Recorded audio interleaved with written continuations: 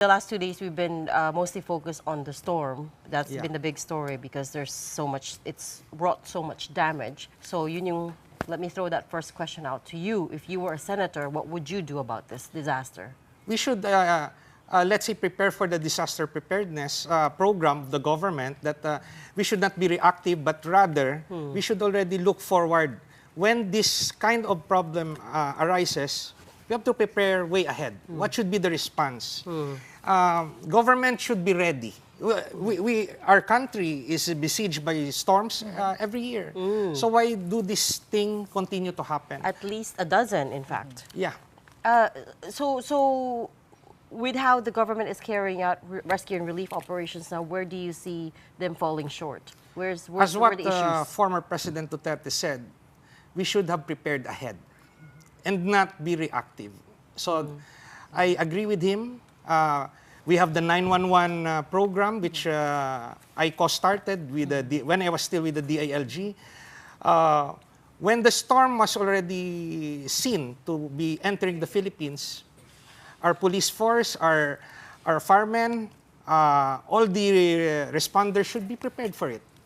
But all the LGUs should be prepared for it. But you heard our interview with Rafi Magno. He was saying this was unprecedented levels of flooding over in Naga because what is involved here was the Bicol River Basin as well.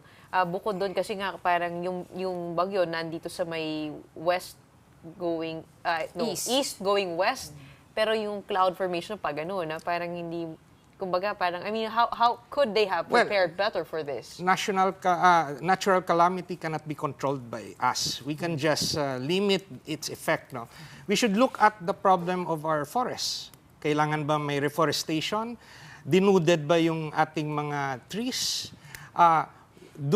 Is it the right policy of government to do more reclamation projects? Saan ba lalabas yung tubig pag may baha dito sa Metro Manila? So, there should be a master plan. Ay nakikita natin yung mga daan, maganda pa, sinisira. We're wasting money with that. Meron tayong ginagawang drainage system, may nilalabasan ba yan? Baka mamaya hukay lang sila ng hukay. There's no outlet. So let government show us. When there's water coming in, where's the outflow? We don't see that. Every year there's ready construction, but this problem continues. We pour in billions, but this problem continues. Let the DPWH be accountable to their projects. Dapat yung inimbestigahan sa Senado at Kongreso, yung mga ganito. Hindi yung politika. I think they're trying, pero even that's political. Kasi sabi ni DPWH Secretary Manny Bono on that, technically, yung flood control in Metro Manila is under MMDA. There was a directive a few years ago to separate it. They pass the blame against each other, but who constructs it? MMDA ba? So, the point of the matter is, when they talk about budget, everybody's happy. Malaki yung budget. When they talk about disaster, everybody passes the blame to another agency.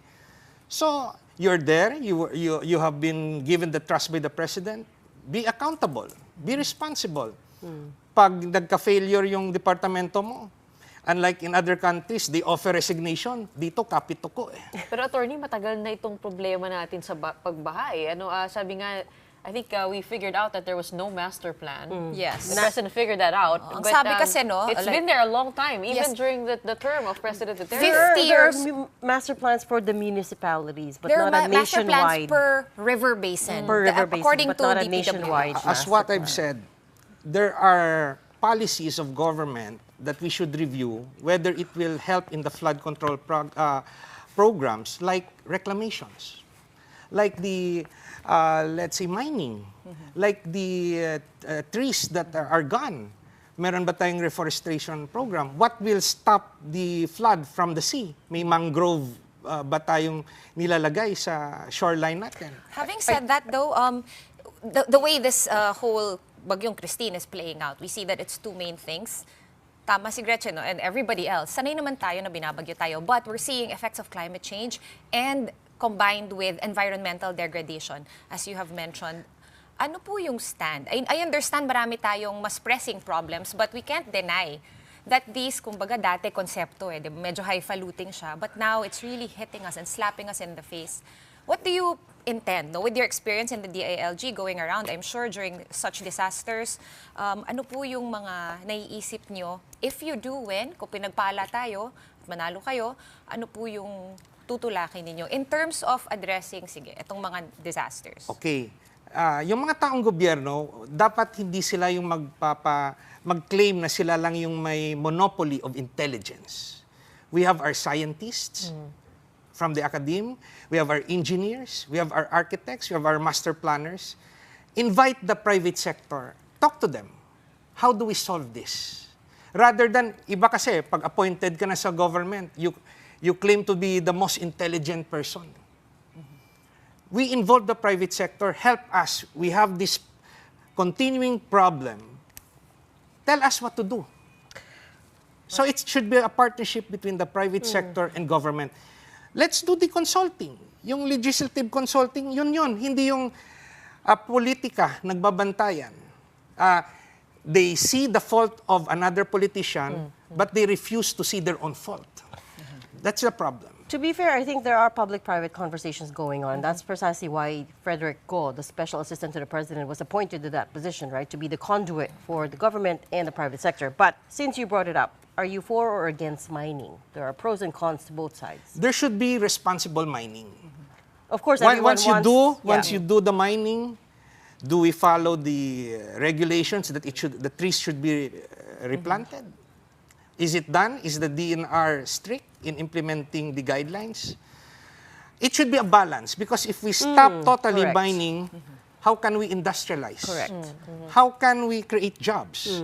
So it's a balance of being a responsible industrialist. The country also needs jobs. We have to create jobs. We have to increase the manufacturing capacity of the Philippines. Correct. Ang dami walang trabaho.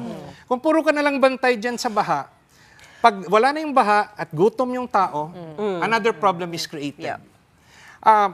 One major program that I want to introduce for the reason that I'm running is to find a permanent solution to poverty. How do we do that? Puro na lang tayo ayuda. Pag may typhoon, reactive. Pag may nagkasakit, hingi ng tulong medikal. Pag walang pang-eskwela, scholarship.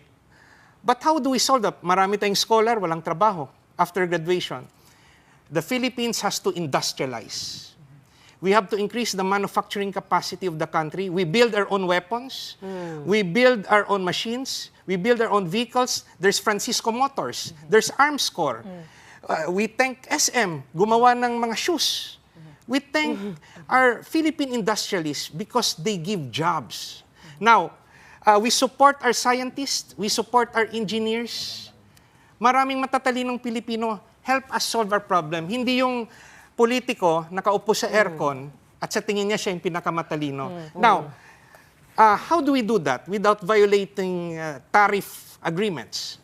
We amend the procurement law to favor Philippine-made products, even if it's more expensive than foreign products, because the priority is job generation. I remember that Philippine first policy from when I was little, diba? But I don't know, kasi ngayon, no, medyo nagbago na eh. Since then, Attorney Jayvee, obviously, SM now probably does not really make shoes anymore, but they import it. A lot of people are now traders. So when we're saying we need to compete, with the prices of the goods, finished goods of other countries, how do we get back to competition with them to even compete? Okay.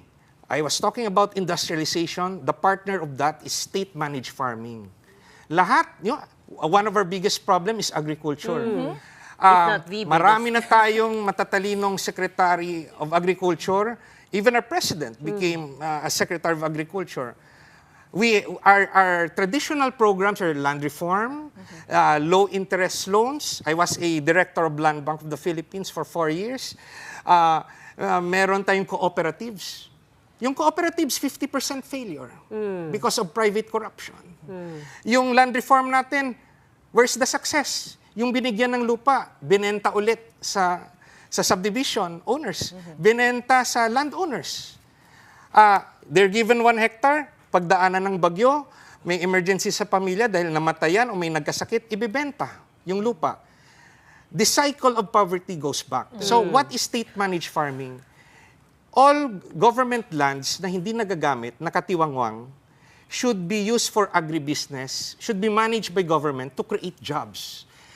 Pag maraming trabaho nagawa, not necessitating civil service eligibility, just imagine the number of works created sa government lands. A partner of that, yung private lands na hindi na kailangan forcibly kukunin. Hindi gaya komunista na a private landowner kukunin yung lupa, i-redistribute, na failure naman yung land reform.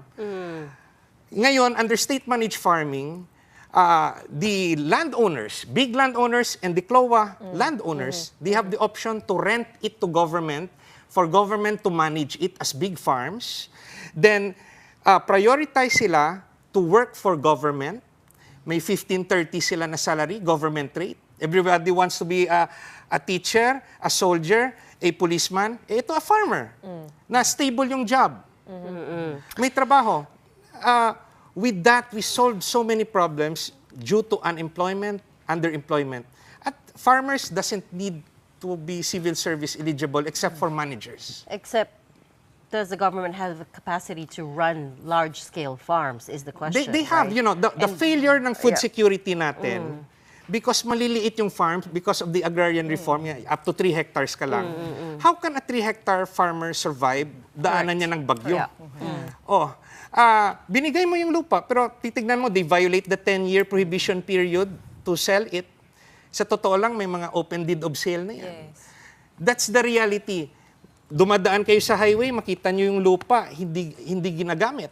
Bakit? Takot sila na gamitin agricultural kasi hindi na ma-convert to industrial or commercial. There is a big defect in our agriculture sector, and our traditional support from government is a failure. I have seen it when I was with Land Bank. Pinag-aralan ko. Cooperatives, maganda pakinggan, nagtutulungan kayo. 50% failure. Yeah. Having They can't said make that, it. How do we industrialize when power costs remain high? What would you legislate? Yeah, well, let's review, no? Yung law regarding yung cheap electricity na let's say clean and cheap electricity. Is it being applied? We have to be responsible also. Let's review yung solar power. Why is it so expensive? Kasi baka yung puro lang tayo imported. Gawin natin sa Pilipinas, pag ginawa sa Pilipinas, kung yung private sector, mahal yung pagbenta niya kasi maximum profit, then let a GOCC handle it. Mass produce so that it can be afforded by ordinary Filipinos. Having said that, Attorney, ano po yung mga main platforms that you are running on for Senator? If you distill everything that we've discussed. So you've mentioned Anti-poverty, anti-poverty, that's my yes. anti-poverty na permanent solution. The other two are, yung una, anti-corruption. I was a commissioner of the Presidential Anti-Corruption Commission until it was abolished by the first executive order of PBBM. No? How do we do that? Our problem is not the laws na i-death penalty. Our problem is in the investigation. Nakita natin, pumasok sa gobyerno, middle class, paglabas, multimillionaire. Pero wala tayong access sa bank accounts, wala tayong access sa mga records sa sasakyan at bahay dahil sa Data Privacy Act at Bank Secrecy Law. So you're going to repeal both? We're gonna amend it to allow, I'm gonna propose to authorize the ombudsman without a court order to have access to the bank accounts and to have access to information. The third one, we reform our education system. Ang dami na ring education secretary dumaan, the best trained. Pero yung very basic na hindi nila naisip, let us introduce a subject of Philippine patriotism and ethics studies from grade 1 up to college. For grade 1 example, love of family. Porket yumaman ka ngayon, pababayaan mo na yung pamilya mo. Ay, hindi pwede yun. Bago ka makatulong sa ibang tao, tulungan mo pamilya mo. Second, love of community. After being responsible and loving your family, help the community. We introduce subject, grade 3 example, the importance of education and study techniques. Yung mga bata ngayon, more than 1 hour nagko-computer. Yeah. Those things. So you think those will solve our education woes, the crisis that we have now in education, comprehension, language? Those are traditional subjects, but what I'm trying to instill, we have to love our country and be good citizens. Tinuturo ba sa atin, even on college? Do you think that will solve the problems in the that will education help, sector? That will help solve the What will that solve? the identity of the Filipinos. Because kung puro tayo academics, we love ourselves. Kulang tayo sa academics, I think. It's more... Let us review there's- the priorities. Let's say, sa first year college, we will be taught as part of the topic, ano yung priority ng NEDA, yung economic program natin sa 10 years, ituturo sa college student.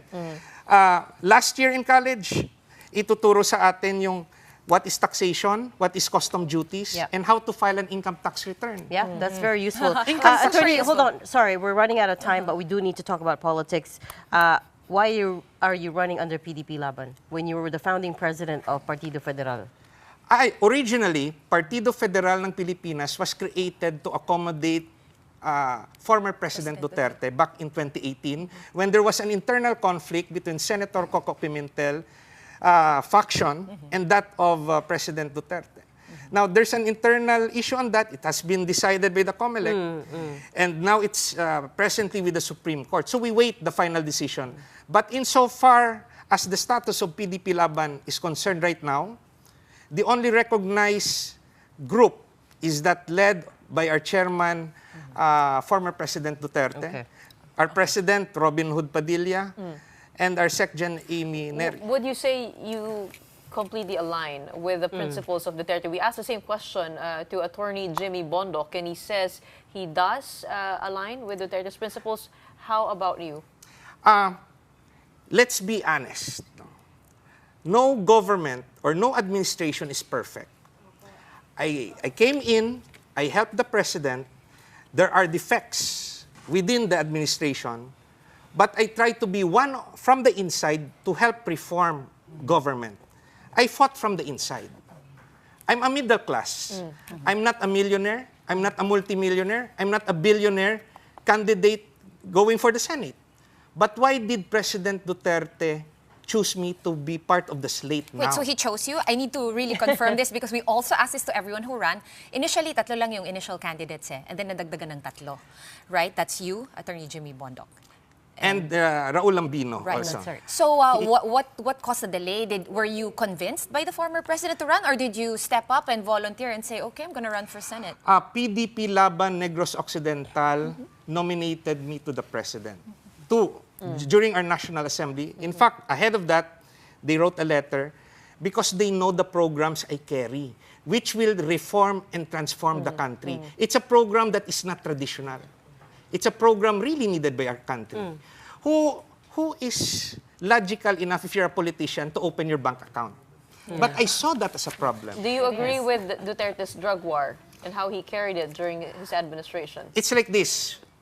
Duterte said that he would stop drug addiction. He would stop drug selling. He warned everybody, stop. It was not immediately implemented. He warned everybody, stop. Did they listen? Now, would we rather be safe walking alone in the streets? Of course, that's a rhetorical question, but yes, of course, everybody wants that. But yes or no, Attorney, do you support the drug war and do you align with PDP's values? I support both. Okay, very good. We're going to leave it there because we've run out of time. Thank you so much for joining us tonight. That was Attorney Jayvee Hinlo, Senatorial aspirant running under PDP-Laban.